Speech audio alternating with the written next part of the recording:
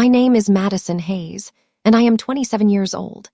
3 weeks ago, my boyfriend of 4 years, Tyler, sat on the velvet sofa I paid for, swiped my thumb across my phone screen while I was asleep, and transferred $4,500 out of my emergency savings account to put a down payment on a jet ski he didn't need and couldn't afford. When I woke up to the text notification from my bank, I didn't scream. I didn't throw his clothes out the window. I walked into the kitchen, poured myself a cup of coffee, and pulled up a hidden spreadsheet on my laptop. For 14 months, I had been living a double life. I had a secret bank account, a secret post office box, and a perfect, cold blueprint for my exit. Tyler thought he was draining my bank account, but what he didn't know was that he was walking straight into a legal and financial trap I had spent over a year constructing brick by brick. By the time I'm done, he won't just lose his safety net. He will realize he permanently starved himself of the only person who was keeping him alive. Growing up in Lancaster, Pennsylvania, I learned early what hard work looked like. My dad ran a small commercial plumbing business, and my mom was a night shift nurse at the local county hospital. They didn't believe in handouts, and they didn't believe in shortcuts. When I wanted a car at 16, my dad didn't buy me one. He gave me a ledger. He said, "Maddie, you save half, I'll match half, but you track every hour you work at the diner to get it." I spent my high school summers smelling like maple syrup and greasy potatoes, tracking every penny in that ledger. I put myself through Penn State by working 25 hours a week at a local consulting firm while carrying a full course load in business administration. I graduated on time, with minimal debt and an unshakable belief that financial independence wasn't just a goal, it was a shield. I met Tyler during my second year as a junior financial analyst at a mid-sized firm in Philadelphia. He was a marketing coordinator at a tech startup, tall, with thick dark hair, quick wit, and a smile that made you feel like you were the only person in a crowded room. On our first date, he took me to a rooftop bar Center City, ordered expensive cocktails, and laughed off the tab like it was pocket change. He talked about his big plans, his upcoming promotions, and how he wanted to build an empire. I was captivated. I was used to boys who wore wrinkled flannels and split $10 pizza tabs. Tyler felt like a different world, sophisticated, confident, and ambitious. But there is a distinct difference between ambition and entitlement. It took me 2 years to see it, and by then, I was already deeply embedded in his financial architecture. The shift happened slowly, the way a foundation settles before the walls start to crack. 6 months after we started dating, Tyler's startup went under. He came home to our shared apartment, sat on the edge of our bed, and put his head in his hands. He looked so vulnerable, so broken by the failure that my heart instantly ached for him. He whispered, "Maddie, I don't know how I'm going to cover my half of the rent next month. I've maxed out my credit cards trying to stay afloat." I didn't hesitate. I wrapped my arms around his neck and said, "Don't worry about it, babe. We're a team. I'll handle the rent until you find your next thing. Just focus on rebuilding."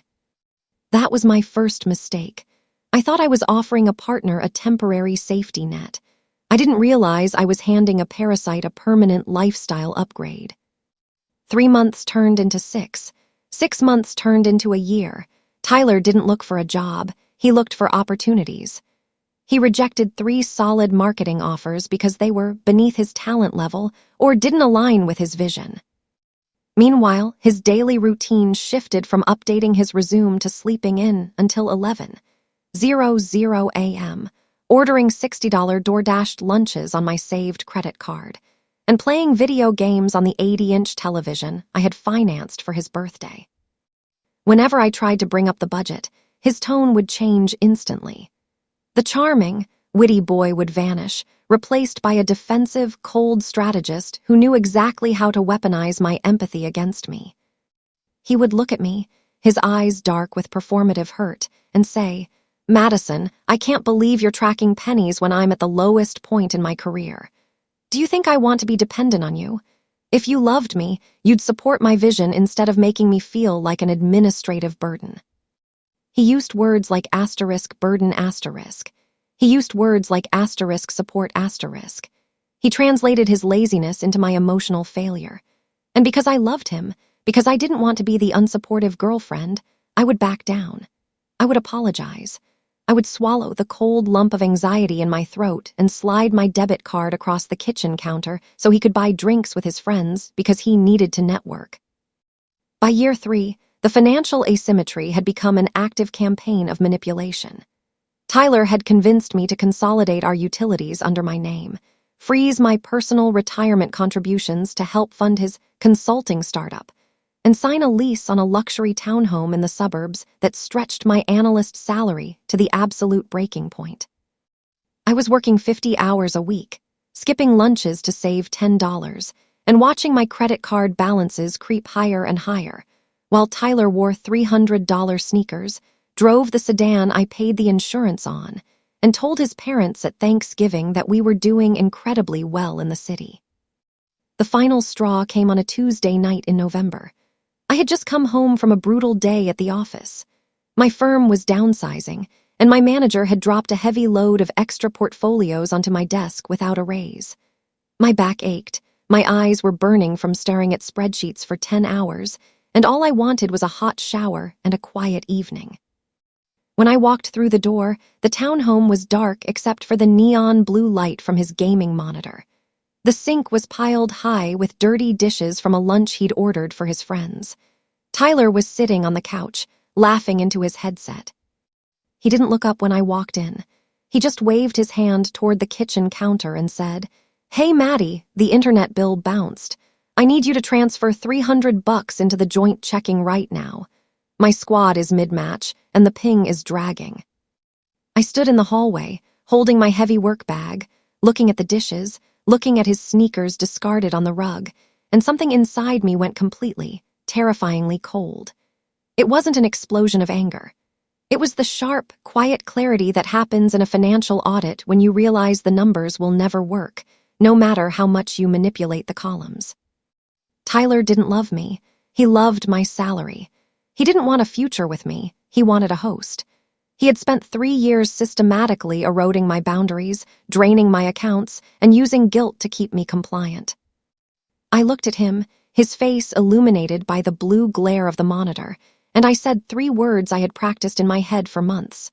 "I'll handle it." I went upstairs into our spare bedroom, locked the door, and opened a clean browser window. I didn't cry. I didn't text my mom.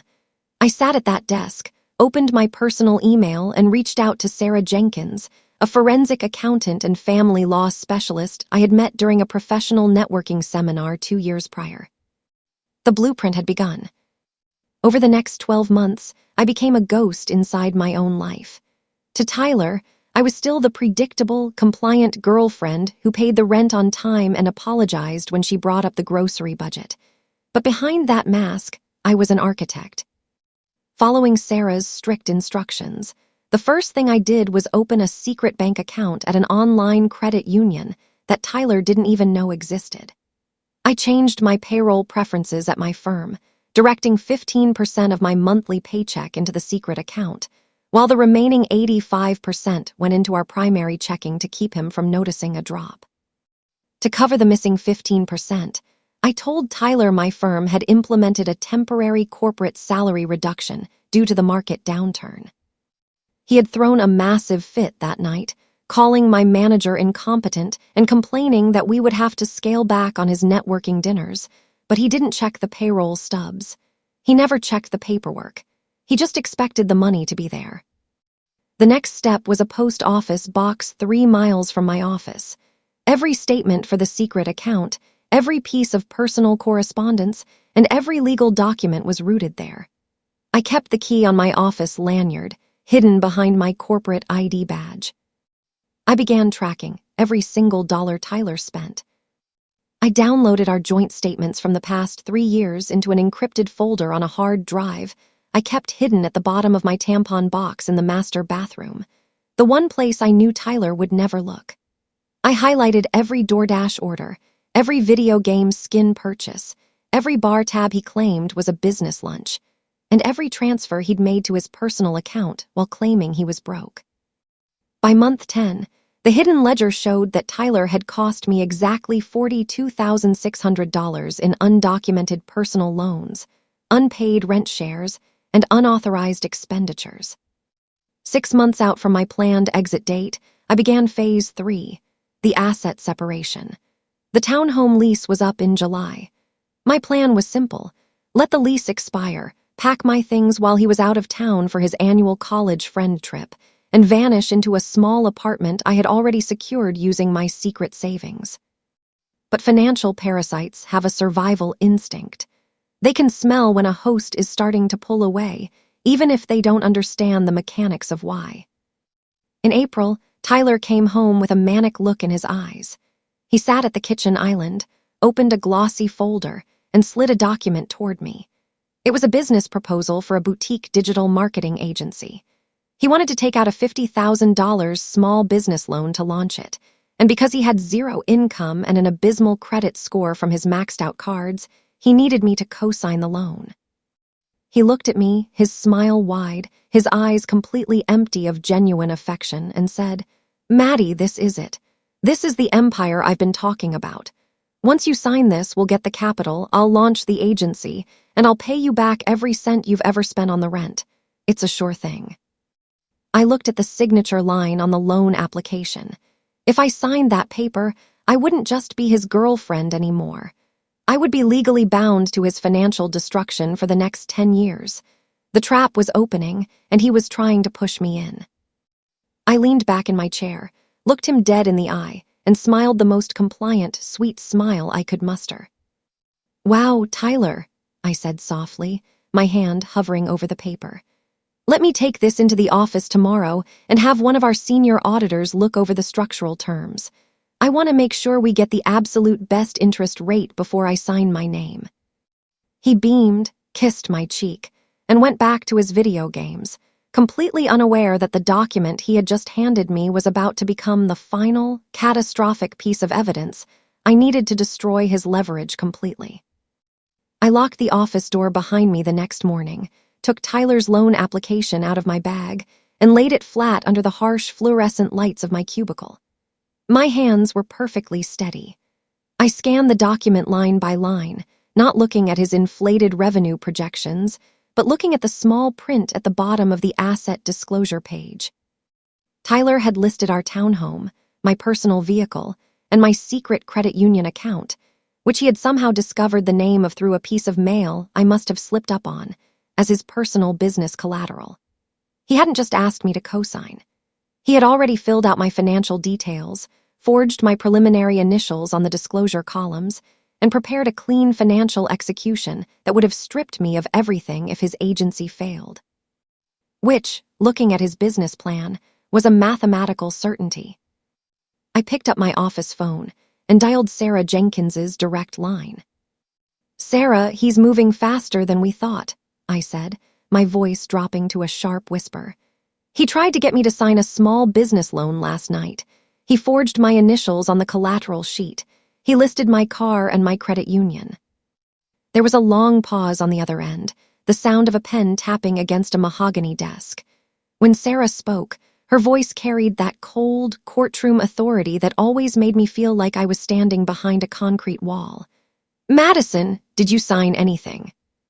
"No," I said. "I told him I was bringing it to an auditor to verify the interest rates." "Good," Sarah said. "Take a high-resolution scan of every single page right now, especially the forgery. Do not let him know you've copied it. Put the original back in his folder tonight exactly how you found it. We aren't just looking at an exit anymore, Maddie. This is a criminal threshold. If he submits that paper with your forged initials to a federal lender, he's looking at bank fraud." I did exactly what she told me. I scanned the documents, uploaded them to my hidden drive, and slipped the original back into his glossy folder that evening before he came down the stairs for dinner. To Tyler, everything was going perfectly according to his script. He spent that week walking around the townhome with an air of unearned victory, talking on his headset to his friends about his investor meeting and how he was about to scale his operations.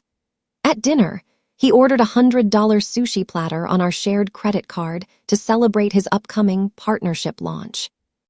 When the notification popped up on my phone, I set my chopsticks down cleanly. "Tyler, we agreed we were scaling back this month. My firm's budget is still tight." He didn't even look up from his screen. He leaned back, popped a piece of spicy tuna into his mouth, and smiled that condescending, fluid smile he used whenever he wanted to put me back in my box. Maddie, look at the big picture for once in your life. You're thinking like a junior analyst. I'm building a multi-million-dollar agency. $100 of sushi is marketing expenses. Once you sign those loan papers on Friday, this pocket change won't even register on our balance sheet.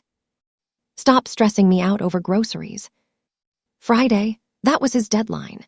He had scheduled a meeting with a local commercial loan officer for Friday morning at 10:00 a.m. He expected me to take a half day off work, walk into that bank, and sign away my life. But Wednesday night, the Parasite decided to take an early bite. It was 3:14 a.m. when the text alert woke me. The room was dark, the air conditioning humming its low, regular rhythm through the vents. My phone screen was illuminated on the nightstand, casting long, sharp shadows across the velvet headboard. I slid my hand out from under the blanket, kept my breathing perfectly synchronized with Tyler's heavy snores beside me, and looked at the screen. Alert, withdrawal of $4,500 from capital savings. Remaining balance, $142.11. I sat up slowly. The air in the bedroom felt freezing against my bare shoulders. I looked down at Tyler. His face was relaxed, his mouth slightly open, his long dark hair messy against the white pillowcase. On his nightstand, his phone was face up, plugged into the charger. I didn't blink. I didn't reach over and shake his shoulder. I got out of bed, walked barefoot down the dark hallway into the kitchen, and opened my laptop. I badge verified my account logs. The transfer had been executed at 2:48 a.m. It had been moved from my personal emergency savings directly into his checking account. The memo line read, "Down payment Riva Sport 300. A jet ski. He had stolen my medical emergency money, the money I had kept in a visible account to keep him from looking for my hidden credit union, to buy a personal watercraft 3 months before the summer season even started. He had waited until I was dead asleep, taken my thumb, pressed it against my phone's biometric sensor to unlock my banking app, and cleaned me out. I sat under the single pendant light over the kitchen island, staring at the screen. My hands were freezing, but my chest felt completely hollowed out, like an empty building after a fire. The last remaining shred of domestic obligation I had felt toward this man vanished into the white glare of the monitor. He wasn't just lazy. He wasn't just entitled. He was an active predator sleeping in my bed, and he believed I was too weak, too afraid of conflict to ever stop him. I pulled up the hidden spreadsheet. I opened the column labeled Unauthorized Capital Extraction *. I typed in the date, the timestamp, the exact amount, $4,500. Then I recalculated the total. Tyler now owed me $47,100. I closed the laptop, walked back into the bedroom, and lay down on my side of the bed. I didn't close my eyes. I stared at the ceiling for 4 hours, listening to his chest rise and fall, counting the minutes until the sun came up over the suburbs. At 7:00 a.m., Tyler's alarm went off. He stretched, groaned, and reached for his phone. He scrolled for a second, then sat up, looking completely energized. He looked over at me, his eyes wide and bright with that manic, manipulative excitement I had grown to despise. "Maddie, morning," he said, his voice dripping with performative affection. "Hey, listen, don't look at your banking app today." I had to make an executive decision last night. I sat up, pulling the sheet up to my collar, keeping my face perfectly neutral, the face of a woman who was tired but compliant. "What do you mean, Tyler?" He slid over to my side of the bed, took my hand, and looked me dead in the eye with that intense, salesperson sincerity. The Riva Sport 300 came up on listing. Limited edition, gray and neon green, pristine condition. The guy had 3 buyers lined up for this afternoon. I had to move the down payment immediately or we would have lost it. I used the savings account, but listen, it's an investment for the agency. We're going to host client outings on the river this summer. It's branding, Maddie. It's how high-ticket clients see our value. I looked at his hands holding mine. His skin felt greasy. "Tyler, that was my emergency fund. That was for my dental work next month. And I'll pay it back double by June," he said, his voice rising, that familiar defensive edge starting to creep into his tone. "Why are you always looking at the immediate cost instead of the return? I'm doing this for us asterisk. Once the loan goes through tomorrow, $4,500 is going to look like lunch money. You're letting your financial anxiety ruin an incredible milestone for my business." He was using the script. He was turning his theft into my emotional limitation. He expected me to sigh, look down, and say, "Okay, Tyler, just make sure you pay it back." I squeezed his hand. "I understand," I said softly. "You're right, we need to focus on Friday." He beamed, kissed my forehead, and leaped out of bed to go call the seller. He thought he had won. He thought he had successfully broken through my final line of defense and that I was completely housebroken. But as soon as the bathroom door closed and the shower started running, I grabbed my phone, walked onto the back patio, and called Sarah Jenkins. "He took $4,500 last night," I said, my voice cutting through the crisp morning air like a blade. "He used my thumb while I was asleep." Sarah didn't even swear. She just exhaled hard. "Did he transfer it to his personal checking or a corporate account?" "Personal," I said. "He bought a jet ski." "Perfect," Sarah said, and I could hear the legal gears clicking into place on her end. "That's grand larceny, Maddie. Biometric identity theft and unauthorized access to a financial device. We don't wait for July anymore. Friday morning, when he thinks you're walking into that commercial bank to co-sign his loan, you're walking into my office instead. I've already contacted Detective Miller at the County Financial Crimes Unit. We're filing the forgery from the loan application, the historical ledger, and the biometric theft logs at 9:00 a.m. tomorrow." "What about the apartment?" I asked, my heart taking a single hard bounce against my ribs. "The lease here isn't up." "I've reviewed your townhome lease," Sarah said. "There's a domestic safety clause under state law. If we file a temporary restraining order based on financial fraud and identity theft, the landlord is legally required to remove your name from the lease without penalty within 48 hours. You pack your things tonight while he's at his networking dinner with the jet ski seller. Do you have a safe place to put your boxes?" "Yes," I said. "I've had the keys to the new place for 3 weeks." "Then do it tonight," Sarah said. "And Maddie, do not look back." That evening, Tyler left the townhome at 6:30 p.m. He was wearing his best designer jeans, his $300 sneakers, and a leather jacket I had financed for his graduation from his last short-lived job. He kissed my cheek at the door, his breath smelling like the expensive cologne he'd bought on my card. "Wish me luck, babe," he grinned, jingling the keys to my car. "I'm meeting the guy at the marina to sign the title on the Riva. I'll be back by 10:00. Have your ID ready for tomorrow morning. Big day." "Good luck, Tyler," I said, standing in the doorway, watching my car pull out of the driveway. The second his taillights disappeared around the corner of the suburban street, a large white moving van pulled up to the curb. My best friend, Lauren, and 2 professional movers I had hired using my secret account stepped out of the cabin. We had exactly 3.5 hours. We moved like a trauma team. Lauren handled the master bedroom, packing my clothes, my shoes, and my jewelry into pre-labeled boxes. I handled the living room and the kitchen, pulling my grandmother's crystal, my books, the velvet sofa I had paid for, and the kitchen appliances I had bought with my own bonuses out of the house. We left his gaming monitor. We left his 80-inch television. I had already called the financing company that morning and transferred the liability solely to his name using a fraud disclosure sheet Sarah had helped me draft. We left his clothes, his shoes, his empty protein powder tubs, and his dirty dishes in the sink. By 9:45 p.m., the townhome looked like a shell. The walls were bare where my prints had hung. The living room was an empty expanse of gray carpet, except for his gaming chair sitting alone in the center of the room like a tombstone. I walked through the empty rooms one last time. My footsteps echoed off the bare walls, a hollow, clean sound that felt like the first honest thing I had heard in this house in 4 years. I didn't feel sad. I didn't feel nostalgic. I felt like a surgeon who had successfully excised a tumor and was washing her hands before closing the incision. I locked the back patio door, set the house keys on the empty kitchen island right next to his glossy loan application folder, and walked out to Lauren's car. As we drove away, my phone buzzed in my lap. It was a text from Tyler. Just loaded the Riva onto the trailer. She looks beautiful, Maddie. Can't wait to show you. See you in 20 minutes. I looked at the text. I didn't reply.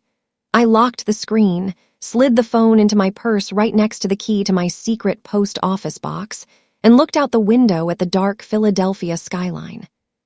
The clock was ticking. In exactly 11 hours, Tyler would walk into the commercial bank expecting to inherit my future. But what he was about to find instead was a room full of people who had been waiting a year to read him his balance sheet. The morning of Friday, May 15th, arrived with a crisp, blinding sunlight that cut through the windows of my new apartment.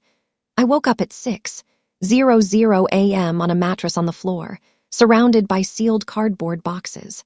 For the first time in 4 years, my chest didn't feel like a vice was tightening around it. I didn't have to listen for the heavy, entitled footsteps of a man coming down the hall to ask me for money. I wore a tailored navy trousers suit, pulled my hair back into a sleek, professional bun, and checked my secret banking app. My balance was intact. The 15% I had been hiding for 14 months sat safely behind a digital wall he could never touch. At 8:30 a.m., I walked into Sarah Jenkins's office downtown. The room smelled of high-end leather, espresso, and crisp bond paper.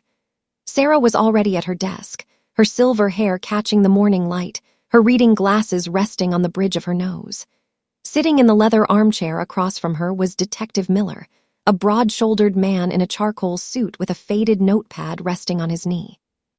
"Madison, take a seat," Sarah said, gesturing to the empty chair.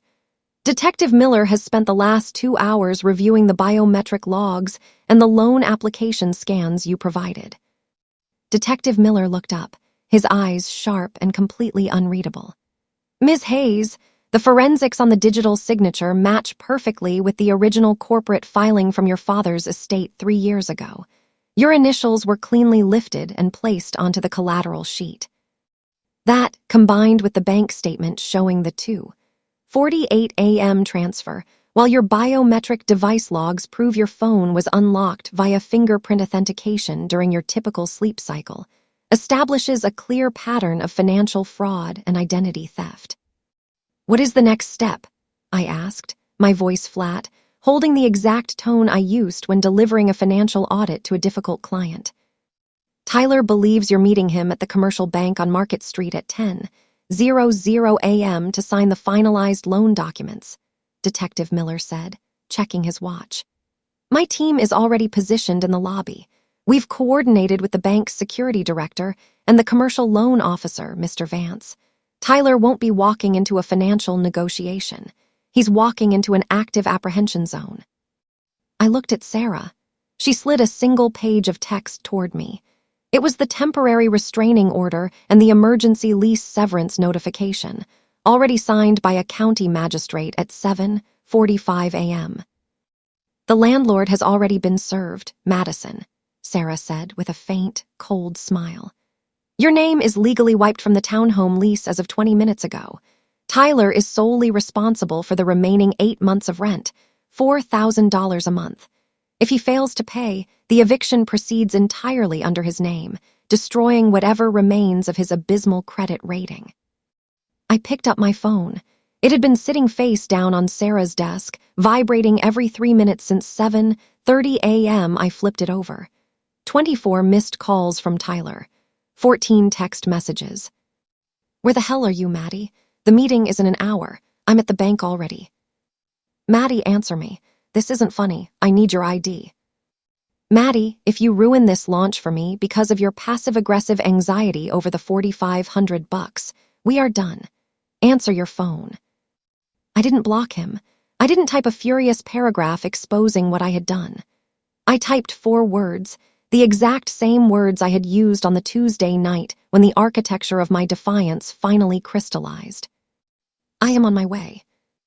I walked out of Sarah's office at 9:45 a.m., flanked by Detective Miller and 2 plainclothes officers. The walk down Market Street felt different today. The air was cold, but the pavement beneath my heels felt solid, unyielding. I had spent 4 years bending, adapting, and shrinking my existence to accommodate the bottomless greed of a man who treated my sanity as collateral. Today, the columns were balancing. When I pushed through the heavy glass doors of the First National Commercial Bank at 9:58 a.m., Tyler was packing the marble lobby. He was wearing a fresh white button-down shirt, tailored slacks, and his pristine $300 sneakers. He looked like the definition of a successful young entrepreneur, until you looked close enough to see the sweat glistening along his jawline and the frantic, twitching movement of his thumbs against his phone screen. When his eyes found me, his face underwent an instant transformation. The frantic panic vanished, replaced by that fluid, manipulative mask of condescending affection. He rushed toward me, catching my arm, his grip slightly too tight, his breath smelling of the peppermint gum he chewed to hide his nerves. "Jesus, Maddie, you almost gave me a heart attack," he hissed, his voice dropping into that quiet, intense register he used whenever he wanted to reprimand me in public without drawing attention. "Where have you been?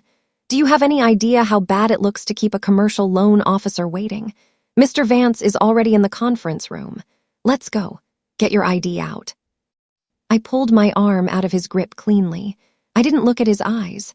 I looked past his shoulder toward the glass partition of the main office pool. "Let's go inside, Tyler." He smiled, adjusting his collar, completely misinterpreting my coldness as typical compliance. "That's my girl.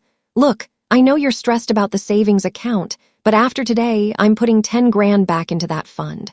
Trust the process, babe." We walked into the private commercial suites on the second floor. The hallway was quiet, lined with polished mahogany panels and thick, muffled carpeting. Mr. Vance, a sharp-faced man in his late 50s with white hair and gold-rimmed reading glasses, stood at the door of conference room B. "Tyler, Ms. Hayes, welcome," Mr. Vance said, his face completely professional, showing zero indication of the phone call he had received from Detective Miller an hour prior. "Please, take a seat. We have the final underwriting sheets ready for your signatures."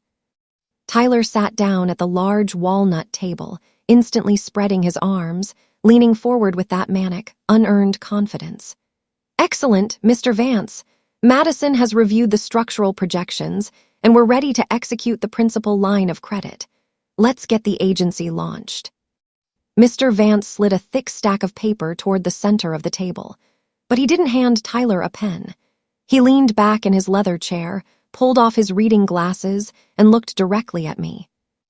"Ms. Hayes," Mr. Vance said, his voice dropping into a flat, clinical rhythm. "Before we begin the formal execution of this $50,000 small business line, I need to verify one specific document in the collateral folder.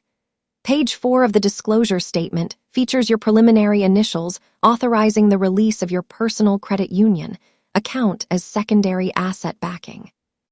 Tyler's smile didn't falter, but his fingers twitched against the wood of the table. "Yeah, we already initialized that during the pre-check, Mr. Vance. It's all standardized." "I am asking Ms. Hayes," Mr. Vance said, his eyes drilling into mine. I leaned forward, placed my hands flat on the polished walnut, and looked Tyler dead in his face. His eyes were wide, a faint, dawning desperation flickering behind his pupils as he realized I wasn't reaching into my bag for my wallet. "I didn't initialize that page, Mr. Vance," I said, my voice cutting through the quiet of the conference room like a stone through glass. "Those are not my initials. My name was placed on that document without my authorization, and the financial assets listed under my credit union were discovered through unauthorized access to my personal correspondence." The silence that followed was absolute. I could hear the air conditioning humming inside the wall. I could hear the distant, muffled sound of traffic below on Market Street. Tyler's face went completely, terrifyingly white. The entrepreneurial mask shattered in an instant, revealing the raw, ugly anger of a predator whose prey had just stepped out of the trap. He stood up so fast his leather chair banged against the mahogany wall behind him. "What the hell are you doing, Madison?" he screamed, his voice cracking, his hands shaking as he pointed his finger at my chest. "Are you insane? You're ruining my life. You're lying. She's having a panic attack, Mr. Vance. She doesn't know what she's saying. She's been experiencing severe financial anxiety. The door to conference room B opened before he could finish the sentence. Detective Miller and 2 uniform officers stepped into the room. Tyler froze, his hand still suspended in the air, his mouth open, looking between the badges on the officers' jackets and the cold, unblinking face of the commercial loan officer. "Tyler Vance," Detective Miller said, pulling a pair of steel handcuffs from his belt. "Turn around and place your hands behind your back." "What? No, wait." Tyler stumbled backward against the wall, his eyes darting toward the window, then back to the door, looking completely trapped, completely stripped of the charm that had kept him alive for 4 years. "There's a mistake. Maddie, tell them we're a team. Maddie, please." I didn't move. I sat in my chair, my hands still flat on the table, watching as the officers grabbed his arms, forced him around against the mahogany paneling, and clicked the steel cuffs around his wrists. "Madison Hayes is the complaining witness, Mr. Vance," Detective Miller said, locking the cuffs with a sharp, heavy click. "You're being charged with identity theft, bank fraud, and grand larceny under an active warrant. Anything you say can and will be used against you." Tyler didn't look like an empire builder anymore. He looked small, hollowed out, and pathetic as they dragged him toward the door. As he passed my chair, he stopped, his face contorted with a mixture of desperate rage and performative betrayal. "You did this," he whispered, his teeth clenched, tears finally starting to track through the sweat on his cheeks. "You've been planning this, you ungrateful bitch. I loved you. I built a life with you." I stood up slowly, smoothing the front of my navy trousers jacket. I looked at him, really looked at him, for the last time in my life. "You didn't build a life with me, Tyler," I said, my voice perfectly level, carrying the weight of 14 months of hidden accounting. "You built a debt, and today the balance is due." The heavy glass doors of the bank closed behind Tyler, his frantic protests fading into the hum of downtown Market Street. The conference room became entirely still. Mr. Vance quietly gathered the thick folders of forged applications, sliding them back into his briefcase with a slow, decisive nod. "Thank you, Ms. Hayes," Mr. Vance said, pulling his glasses down. "If you hadn't come forward, this line of credit would have executed automatically by noon. The bank will cooperate fully with Detective Miller's unit. Your father was a respected client here for 20 years. I am glad we could protect what he left behind." "Thank you, Mr. Vance," I said. I shook his hand, picked up my leather portfolio, and walked out into the Philadelphia sunlight. The next 48 hours moved with the cold, unyielding momentum of a corporate restructuring. By Friday afternoon, Sarah Jenkins had forwarded the certified copy of the temporary restraining order and the emergency fraud affidavit to the townhome's leasing office. True to the state's domestic safety laws, my name was completely dissolved from the lease by Saturday morning. Tyler spent his weekend inside a holding cell at the county precinct, unable to post the $25,000 bail set by the magistrate due to his maxed-out credit cards and depleted checking account. He had no safety net left. His parents, who lived 2 hours away in Lancaster, called my phone 6 times on Saturday. When I finally answered, his mother, Cynthia, didn't ask how I was doing. She didn't ask about the 4 years I had spent paying her son's rent. "Madison, how could you do this?" Her voice shrieked through the speaker. "He's your boyfriend. He made a mistake with the savings account, yes, but to call the police, to track his movements, you've ruined his reputation before his business could even start. Withdraw the complaint." I held the phone to my ear, sitting on a packing box in my new, quiet living room. "Cynthia, Tyler didn't make a mistake. He committed bank fraud, identity theft, and grand larceny. He forged my initials to put my personal assets up as collateral for a $50,000 debt. If you want to help him, I suggest you retain a defense attorney. Do not call this number again." I hung up and blocked their numbers permanently. The emotional debt was canceled. On Monday morning, I returned to my firm. I walked into my cubicle, sat down at my desk, and opened my primary work email. There was a single notification from the financing company responsible for the 80-inch television Tyler had been using for his video games. The fraud disclosure sheet I had submitted, backed by the police report file number from Friday morning, had been processed. The contract had been split. The remaining $2,400 balance on the luxury electronics was now registered solely under Tyler's Social Security number.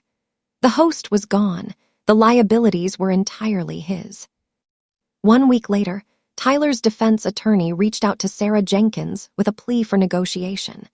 Tyler was facing up to 7 years in federal prison for the bank fraud charge alone, combined with state-level charges for grand larceny and biometric identity theft.